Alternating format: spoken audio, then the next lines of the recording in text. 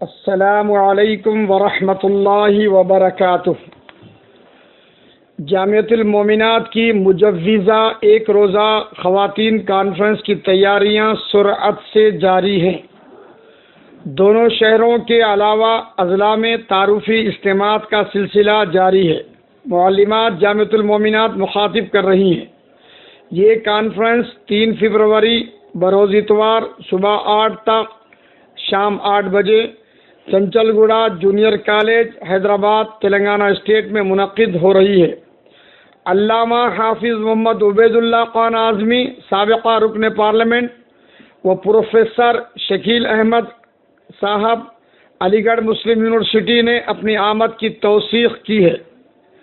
دیگر علماء کرام و مشائقین اعظام و خاتون مفتیات کو دعوت نامہ جاری کیا گیا ہے۔